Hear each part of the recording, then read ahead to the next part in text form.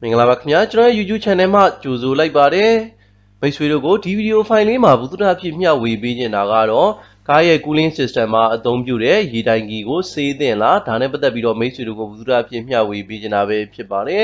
်ကားရဲ့ cooling system မှာ engine coolant တွေကိုအေးခံဖို့အတွက်ရေတိုင်ကြီးလို့ခေါ်တဲ့ radiator လိုအပ်တာပဲဖြစ်ပါတယ် engine ထဲမှာလေပတ်စီးဆေးနေတဲ့ engine coolant တွေကိုအေးခံဖို့အတွက်ရေတိုင်ကြီးကနေပြီးတော့အေးခံပေးတာပဲဖြစ်ပါတယ်ဒီတိုင်းကြီးကိုတော့ engine မှာ cooling fan ရှိပါတယ် engine ရဲ့လေပတ်မှုနဲ့လေပတ်တဲ့ cooling fan ရှိတဲ့အပြင်ကို cooling fan က motor နဲ့လေပတ်ပြီးတော့ရေတိုင်းကြီးကိုအေးခံပေးတဲ့စနစ်လည်းရှိပါတယ်တော်တော်များကားတွေမှာကတော့အဲ့ဒီစနစ်ကိုအသုံးပြုကြတာပဲဖြစ်ပါတယ်ဒါအပြင်ကားကရှေ့ကိုမောင်းတဲ့အခါမှာကားရှေ့ကဝင်လာတဲ့လေနဲ့လည်းရေတိုင်းကြီးကိုအေးခံပေးတာပဲဖြစ်ပါတယ်ဒီတိုင်းကြီးကတော့ကြာလာတဲ့အခါမှာဖုန်နေအမှုန်တွေကလည်းဒီလိုပုံစံမျိုးကန့်ကြီးလာမှာပဲဖြစ်ပါတယ်ဒါအပြင်ရေတိုင်ကြီးရဲ့အတွင်းထဲမှာဆိုလို့ရှိရင်လည်းရေလိုင်းတွေမှာအနေတွေထိုင်ပြီးတော့ရေလိုင်းတွေပိတ်ကုန်နိုင်တာပဲဖြစ်ပါတယ်ဒါကြောင့်မို့ဒါကတော့ engine ရဲ့ cooling system ပဲဖြစ်ပါတယ် engine ရဲ့ cooling system မှာဆိုရင်တော့ဒီနေရာက radiator လို့ခေါ်တဲ့ရေတိုင်ကြီးပဲဖြစ်ပါတယ်ဒါကတော့ရေတိုင်ကြီးရဲ့အပေါ်ပိုင်းဖြစ်ပါတယ်ဒါကတော့ရေတိုင်ကြီးရဲ့အောက်ပိုင်းပဲဖြစ်ပါတယ်ဒါကတော့ engine မှာဆိုလို့ရှိရင်လည်း thermostat ကဒီနေရာမှာတက်ဆင်ထားတယ်ဒါကတော့ engine ရဲ့အထွက်မှာ thermostat ကိုတက်ဆင်ထားတဲ့ပုံစံပဲဖြစ်ပါတယ်ချို့ရဲ့ကားတွေမှာဆိုရင်တော့ engine ရဲ့အဝင်မှာ thermostat ကိုတက်ဆင်အသုံးပြုကြတာပဲဖြစ်ပါတယ် thermostat ကိုတက်ဆင်အသုံးပြုတဲ့အခါမှာ engine ရဲ့အဝင်မှာတက်ဆင်ထားတာလား engine ရဲ့အထွက်မှာတက်ဆင်ထားတာလားအဲ့ဒီပေါ်မူတည်ပြီးတော့ thermostat ရဲ့ပွင့်တဲ့ပူချိန်တွေကလည်းကွာခြားမှာပဲဖြစ်ပါတယ်ဒါကိုလည်းတေချာ cue ဆိုင်ဖို့လိုအပ်တာပဲဖြစ်ပါတယ်ဒါကတော့ heater ပဲဖြစ်ပါတယ် heater ကိုပဲဖြစ်ပါတယ်ကားရဲ့ dashboard အတွင်းမှာထည့်ထားပြီးတော့ကားရဲ့အတွင်းခန်းထဲကိုအပူလိုအပ်တဲ့အခါမှာအပူပေးတာပဲဖြစ်ပါတယ်ဒါကလည်း engine coolant နဲ့အပူပေးတာပဲဖြစ်ပါတယ်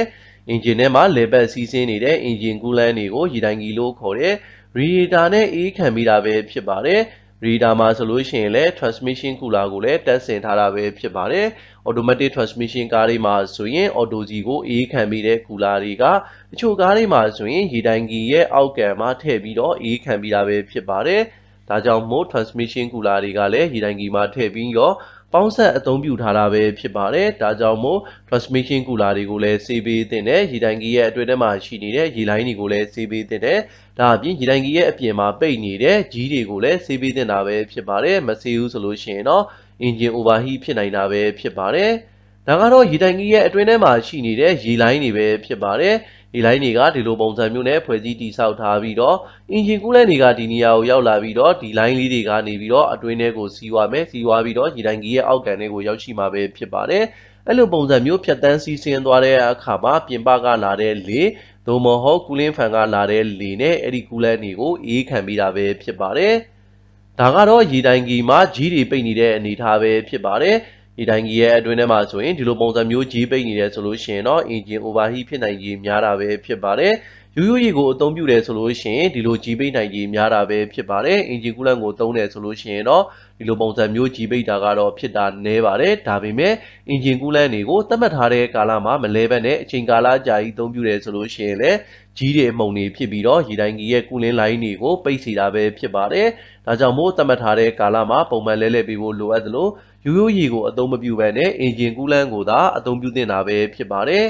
ဒါကတော့ရေတိုင်ကြီးရဲ့ပြစ်ချက်တွေပဲဖြစ်ပါတယ်ကားရဲ့ရေတိုင်ကြီးမှာပြစ်ချက်ရှိနေတဲ့အခါမှာဆိုရင် engine အပူလွန်ကဲခြင်းဖြစ်တဲ့ engine overheating ကိုဖြစ်စေနိုင်တာပဲဖြစ်ပါတယ်ဒီပြစ်ချက်ကတော့အဖြစ်များတဲ့ပြစ်ချက်ပဲဖြစ်ပါတယ်နံပါတ်2အနေနဲ့ကတော့ engine coolant တွေယိုစိမ့်တဲ့ပြဿနာကိုလည်းကြုံတွေ့နေနိုင်တာပဲဖြစ်ပါတယ်ဒါအပြင်ရေတိုင်ကြီးပိတ်တဲ့အခါမှာရေလည်အောင်ပြတ်တဲ့ပြဿနာကိုလည်းကြုံတွေ့နိုင်တာပဲဖြစ်ပါတယ်ရေလည်အောင်ဆိုတာကတော့ water pump ကိုဆိုလိုခြင်းပဲဖြစ်ပါတယ်နောက်တစ်ချက်အနေနဲ့ကတော့ engine coolant ရဲ့အယောင်တွေလည်းပြောင်းသွားနိုင်တာပဲဖြစ်ပါတယ်တကယ်လို့ရေတိုင်ကြီးတွေပိတ်နေတဲ့အခါမှာ engine coolant တွေကအယောင်တွေပြောင်းသွားနိုင်ပါတယ်အစိမ်းရောင်ထည့်ထားတယ်ဆိုလို့ရှိရင်လည်းအစိမ်းရောင်မဟုတ်ဘဲနဲ့အစိမ်းရောင်ကိုရင့်သွားတာဒါမှမဟုတ်ရင်အစိမ်းရောင်ကိုနှုတ်သွားတာဒီလိုပုံစံမျိုးတန်ကြီးရောင်တွေနဲ့ရောပြီးတော့အယောင်ပြောင်းသွားနိုင်တာပဲဖြစ်ပါတယ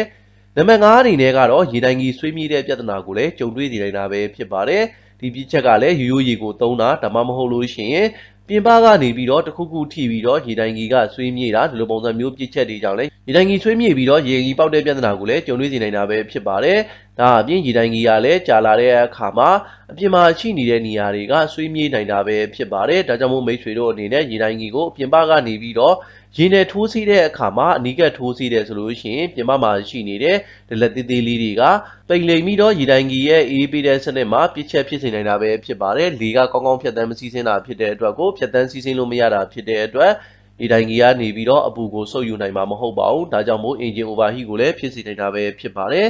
်ဒါကြောင့်မို့မိတ်ဆွေတို့အနေနဲ့ကားရည်စီးတဲ့အခါမှာရေတိုင်ကြီးကိုရေပိုက်ရည်နဲ့ကပ်ပြီးထိုးခြင်းကနေပြီးတော့ရှောင်ကျဉ်ပေးရမှာပဲဖြစ်ပါတယ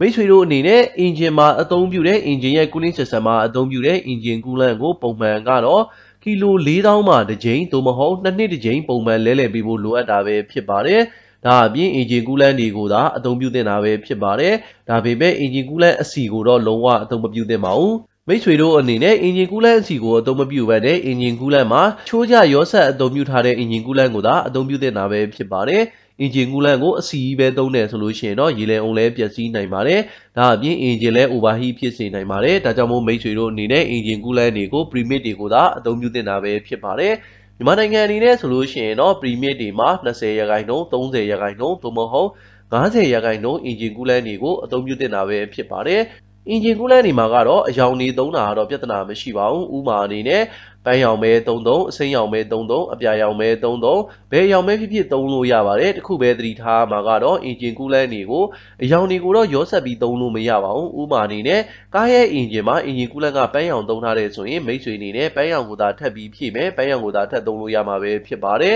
အစိမ်းရောင်ကိုတော့လုံးဝရောလို့မရပါဘူးတကယ်လို့ကိုကြိုက်တဲ့အရာကိုထည့်ကျင်တယ်ဆိုရင်တော့အင်ဂျင်ထဲမှာရှိနေတဲ့အင်ဂျင် coolant တွေရေတိုင်ကြီးထဲမှာရှိနေတဲ့အင်ဂျင် coolant တွေအားလုံးကိုဖောက်ထုတ်ပြီးတော့မှကိုကြိုက်တဲ့အရာကိုထည့်လို့ရမှာပဲဖြစ်ပါတယ်ဘလို့ပဲဖြစ်ဖြစ်မိတ်ဆွေတို့အနေနဲ့အင်ဂျင် coolant တွေကိုကီလို4000မှာတစ်ကြိမ်နှစ်နှစ်တစ်ကြိမ်ပုံမှန်လဲလှယ်ပေးဖို့လိုအပ်တာပဲဖြစ်ပါတယ်ဒီနေရာမှာအင်ဂျင် coolant တွေကိုလဲတဲ့အခါမှာရေတိုင်ကြီးကိုလည်းတစ်ခါတည်းဆေးပေးသင့်တာပဲဖြစ်ပါတယ်ရေတိုင်ကြီးကိုဆေးတယ်ဆိုလို့ရှိရင်တော့မိတ်ဆွေရဲ့အင်ဂျင် cooling system ကပိုပြီးတော့ကောင်းမှာပဲဖြစ်ပါတယ်အင်ဂျင်ရဲ့သက်တမ်းကိုလည်းရှည်စေမှာပဲဖြစ်ပါတယ်မိတ်ဆွေတို့အနေနဲ့ရေတိုင်ကြီးကိုပြုပြင်ထိန်းသိမ်းဖို့အတွက်ဘာတွေလိုလဲဆိုတော့ရေတိုင်ကြီးကိုအင်ဂျင် coolant လဲတဲ့အခါတိုင်းရေတိုင်ကြီးကိုဆေးပေးသင့်တာပဲဖြစ်ပါတယ်ဒါအပြင်အင်ဂျင် coolant ကိုသာအသုံးပြုသင့်တာပဲဖြစ်ပါတယ်ရိုးရိုးရေကိုလုံးဝအသုံးမပြုသင့်ပါဘူးရိုးရိုးရေကိုအသုံးပြုတဲ့အခါမှာတန်ကြီးတက်ပြီးတော့အင်ဂျင် coolant line တွေကတန်ကြီးတက်မယ်ဒါအပြင်ရေတိုင်ကြီးကိုလည်းတန်ကြီးတက်ပြီးတော့ပေါက်နိုင်တာပဲဖြစ်ပါတယ်ဒါကြောင့်မို့မိတ်ဆွေတို့အနေနဲ့အင်ဂျင်ရဲ့ cooling system မှာအင်ဂျင် coolant ကိုသာအသုံးပြုသင့်တာပဲဖြစ်ပါတယ်နံပါတ်3အနေနဲ့ကတော့ရေပိုက်တွေကိုပုံမှန်စစ်ဆေးဖို့လိုအပ်တာပဲဖြစ်ပါတယ်ရေပိုက်ကလေးတွေကပြုတ်နေတာပိုက်တွေကွဲနေတာဒါကြောင့်လည်းရေတိုင်ကြီးကိုပျက်စီးနေနိုင်တာပဲဖြစ်ပါတယ်ဒါကြောင့်မို့ရေပိုက်ကလေးတွေကိုသေချာတက်ဆင်ပေးဖို့လိုအပ်သလိုရေပိုက်တွေကွဲတဲ့ဆိုရင်လည်းအသေးလဲလှယ်ပေးဖို့လိုအပ်တာပဲဖြစ်ပါတယ်နံပါတ်4အနေနဲ့ကတော့ overload သုံးဆွဲခြင်းကနေပြီးတော့ရှောင်ကျဉ်ပေးရမှာပဲဖြစ်ပါတယ်ဒါကတော့မနိုင်ဝင်ထမ်းခြင်းကနေပြီးတော့ရှောင်ကျဉ်ပေးဖို့လိုအပ်တာပဲဖြစ်ပါတယ်ကားကမနိုင်ဝင်ထမ်းတဲ့အခါမှာအင်ဂျင်ကလည်းပိုပြီးယုံရတယ်ယုံရတဲ့အခါမှာအင်ဂျင် coolant တွေကလည်းပိုပြီးတော့ပူချိန်မြင့်တက်လာမှာပဲဖြစ်ပါတယ်အဲ့လိုပုံစံမျိုးပူချိန်မြင့်တက်လာတဲ့အခါမှာအင်ဂျင်ကိုလည်း overheat ဖြစ်စေနိုင်တာပဲဖြစ်ပါတယ်ဒါကြောင့်မို့မိတ်ဆွေတို့အနေနဲ့ကားကိုမနိုင်ဝင်ထမ်းခြင်း overload သုံးဆွဲခြင်းမှာရှောင်ကျဉ်ပေးသင့်တာပဲဖြစ်ပါတယ